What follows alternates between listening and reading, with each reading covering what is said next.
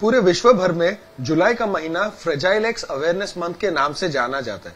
Fragile x बच्चों में एक ऐसी हेल्थ प्रॉब्लम है जिसमें attention deficit, hyper activity disorder, physical changes, aggression वगैरह सिम्टम्स देखने मिलते हैं। ये बच्चों में जन्म से ही होते हैं। हमारे साथ आज एक ऐसे केस स्टडी और एक ऐसे मदर मौजूद है, शबाना हमदुल्ले, जिनके दोनों सन्स 16 साल के और 12 साल के फ्रेजाइल एक्स से डायग्नोस किए गए हैं। आज हम उनसे समझेंगे कि फ्रेजाइल एक्स एग्जैक्टली क्या होता है और इंडिया में अब तक 4 लाख से अधिक बच्चों को ये हो चुका है। मैम, पहले तो बात करने के लिए शुक्रिया। हम आपसे समझना चाहेंगे कि फ्रेजाइल एक्स एग्जैक्टली होता क्या है, क्योंकि आप एक मदर है जिनके दोनों बच्चों को फ्रेजाइल एक्स है, तो थोड़ा इसके बारे में कुछ बताइए। तो फ्रेजाइल एक्स जो है, ये जो बीमारी है, तो बच्चे थोड़ा उनके एज के हिसाब से मतलब पीछे रहते हैं, 2-3 साल पीछे रहते हैं। तो वो बीमारी जैसा बचपन से ही मतलब आती है बच्चों के अंदर वो बीमारी। आपके बेटे को एट बर्थ यानी कि बचपन से है, तो क्या किस तरह के सिम्टम्स देखने मिलते हैं? वो किस तरह का बिहेवियर दोनों बच्चे घर पे दिखाते हैं आपके सामने या सोसाइटी वालों के सामने जब खेल रहे होते या इंटरेक्ट कर रहे होते? हाँ, पहले तो हम लोग को मतलब कुछ आइडिया ही नहीं था, मतलब ऐसा कुछ नॉर्मल ही लगते थे हम लोग को। और बच्चों का ऐसा है कि कभी ऐसा अपने को लगता है कि बहुत अच्छे हैं और कभी ऐसा दूसरों के सामने बिहेव करेंगे कि मतलब ये लोग को कुछ आता ही नहीं है, ऐसा मतलब ये दो इसमें वो लोग बटे हुए रहते हैं। तो हम लोग स्कूल में डाले थे हम लोग ने बच्चों को, तो तब हमको थोड़ा ये हो गया, मतलब टीचर लोग को भी शक हो गया कि मतलब नहीं, कुछ तो भी ये नहीं कर पा रहे, इनसे नहीं हो पा रहा है, तो आप इनको स्पेशल स्कूल में डालो या कोई डॉक्टर स्पेशल है उनको दिखाओ। तो एक डॉक्टर के रेफरेंस से हम लोग, डॉक्टर दलवाई हैं, उनके पास गए हम लोग। तो वहाँ से हम लोग का वो सब सिलसिला चालू हो गया। ये बच्चे लोग का जो ट्रीटमेंट है, जो थेरेपी है, वो सब के हेल्प से वो लोग को बहुत हेल्प मिली है डॉक्टर के इससे। जैसे कि आपने कहा कि उनके टीचर ने, आपके बड़े बेटे की टीचर ने कहा कि इसे स्पेशल स्कूल में डालिए, तब आपको एक भी समय ऐसा लगा कि मेरे बेटे का रवैया ठीक नहीं है, या वो पढ़ना नहीं चाहता, या वो चंचल हो रहा है, या क्लास में लोगों को डिस्टर्ब कर रहा है? नहीं, ऐसा डिस्टर्ब वगैरह का कुछ प्रॉब्लम नहीं था उसको, मतलब पीछे ही था वो सब बच्चों से, एक बाजू में बैठता था, मतलब कुछ टीचर पूछेंगे तो कुछ रिस्पांस नहीं देता था। तो वो सब टीचर मेरे को बताती थी। अब मुझे लगा छोटा है, 4-5 साल का है, तो इसके वजह से कुछ होगा, कभी आगे जाके होगा इम्प्रूवमेंट उसका। तो वो चीज तो कभी दिखाई नहीं दी उसको। हाइपर एक्टिविटीज फिर ज्यादा होने लगी, मतलब चंचलपना ज्यादा आ गया उसके अंदर।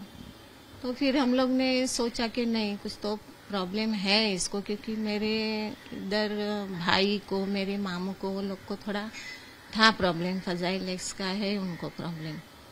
तो ऐसा लगा कि नहीं, अभी वो सब डॉक्टर्स वगैरह बोलते हैं आपके जीन्स में ऐसा कुछ रहा तो मतलब वो आता है बच्चों के अंदर,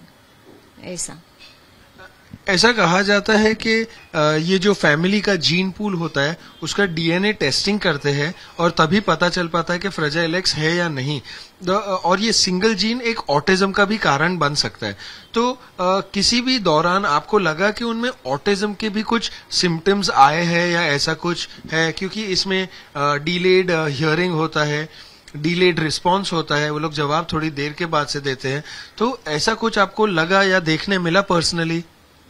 नहीं, मेरे बच्चों में तो ऐसा मुझे कुछ नहीं देखने मिला है कि लेट जवाब देंगे कि क्या। हाँ, बोलना लेट सीखा वो लोग ने, अदीब ने एक्चुअली, और उसका चलना भी लेट हो गया, थोड़ा डिले ही था। तो हमको लगा ऐसा नॉर्मली बच्चे कभी डिले बोलते, लेट बोलते हैं, लेट चलते हैं, ऐसा वो हिसाब से हम लोग चलने लगे, ऐसा हो गया। तो फिर जब हमारे को अदीब का पता चला, उसके बाद फिर अफ़ान हो गया, तो फिर अफ़ान को बचपन से ही हम लोग ने वो ट्रीटमेंट चालू किए। बोले नहीं, वो ट्रीटमेंट के वजह से ही मतलब किए, डॉक्टर के पास टेस्ट वगैरह दिए उन्होंने, तो फिर उनसे पता चला हम लोग को कि नहीं, इसको भी वही उतना नहीं है अदीब के इतना, मगर थोड़ा है प्रॉब्लम इसके अंदर भी ऐसा।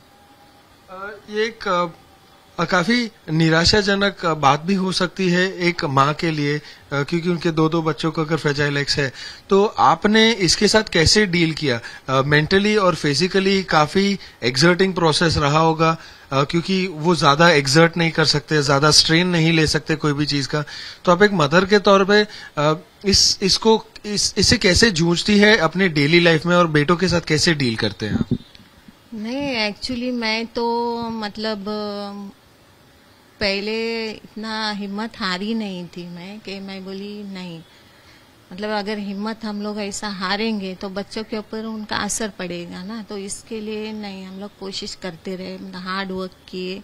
गोरेगांव जाती थी थेरेपी के लिए, डॉक्टर्स के इसके लिए, मतलब बहुत ज्यादा हार्ड वर्क हो गया मतलब बच्चों के लिए। मतलब वो अल्लाह के फजल से मतलब सब ठीक हो गया। स्कूल भी मिले वो लोग को स्पेशल अच्छे से, अभी वो VMS लर्निंग सेंटर में जाते हैं, वहाँ की पढ़ाई, टीचर्स वगैरह बहुत ज़्यादा ध्यान देते हैं बच्चों के ऊपर। और ऐसे और बहुत सारे स्कूल्स वगैरह है बच्चों के लिए, मगर वहाँ पे फीस वगैरह बहुत ज़्यादा है, मतलब तो सभी लोग अफोर्ड नहीं कर सकते। तो मेरा यही बोलना है कि मतलब जो भी गवर्नमेंट की तरफ से फैसिलिटीज जो है, तो स्पेशल स्कूल के वगैरह में तो बच्चों के लिए थोड़ा लो फीस रखे, मतलब ताकि वो भी सीख सके, मतलब अच्छी एजुकेशन मिल सके उनको भी, एक्टिविटीज अच्छी मिल सके। और थेरेपी वगैरह सेंटर वगैरह भी थोड़ा कम है, तो वो ज़रा और ज़्यादा हो जाए तो दूसरे बच्चों को भी बहुत ज़्यादा हेल्प मिलेगी वो चीज़ से। तो वो मेरा बोलने का मतलब है। फ्रेजाइल एक्स सोसाइटी नाम का NGO भी बच्चों के लिए और उनके माता पिता के लिए खास तौर पर अवेयरनेस स्प्रेड करने का या जागरूकता बढ़ा रहा है, क्योंकि बहुत लोगों को इंडिया में अभी भी इस हेल्थ प्रॉब्लम के बारे में पता नहीं है जो बच्चों को पकड़ लेता है। तो फ्रेजाइल एक्स सोसाइटी का कितना योगदान रहा है, या किस तरीके से आप उनके साथ जुड़े थे इस दौरान? हाँ, तो हम लोग को वहाँ से डॉक्टर दलवाई से भी हम लोग जुड़े हुए थे, फिर उन्होंने रेफरेंस अनाइता हेगड़े डॉक्टर है उनसे भी मिले, फिर शालिनी केडिया, वहाँ पे उनके भी लड़के को फ्रेजाइल एक्स का प्रॉब्लम है। तो ऐसा उम्मीद वगैरह में जाके भी डॉक्टर्स वगैरह से और ज्यादा नॉलेज मिलते गया हम लोग को कि क्या चीज होती है ये बच्चों के साथ। मतलब हर बच्चे को अलग अलग प्रॉब्लम्स रहता है, किसी को ज्यादा हाइपर एक्ट, किसी को फिजिकली बहुत ये रहता है। तो मतलब उससे थोड़ा हम लोग को ज्यादा नॉलेज मिला, फिर हम उस तरीके से बच्चों के साथ ट्रीट करते गए और इम्प्रूव होते गए बच्चों के अंदर।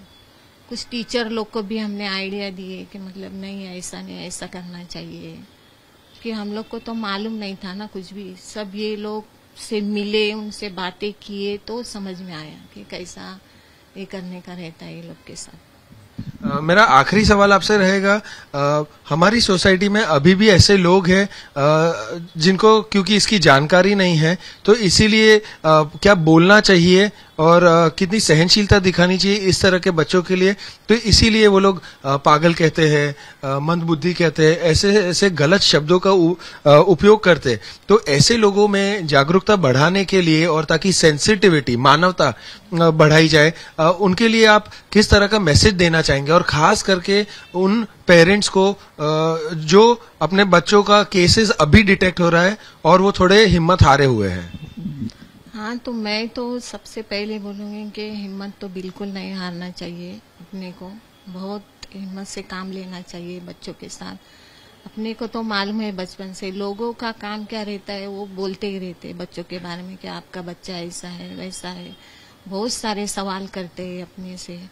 तो अपने को हिम्मत, अगर हम लोग वहाँ कमजोर पड़ गए तो फिर कुछ नहीं हो सकता है। तो हर मदर के लिए कि अपने को डट के मुकाबला करना चाहिए ये चीज से और आगे बढ़ना चाहिए, ना कि किसी के बोलने से पीछे हटना चाहिए।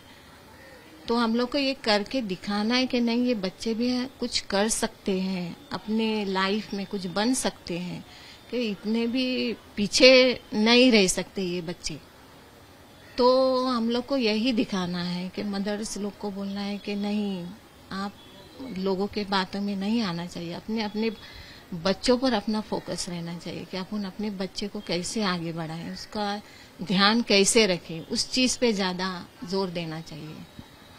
जी थैंक यू बात करने के लिए, और हम यही उम्मीद करते हैं कि आपकी कहानी और मदर्स के लिए भी एक प्रेरणा का विषय बन जाए। कैमरामैन सिद्धेश के साथ देव कोटक, आज तक, मुंबई।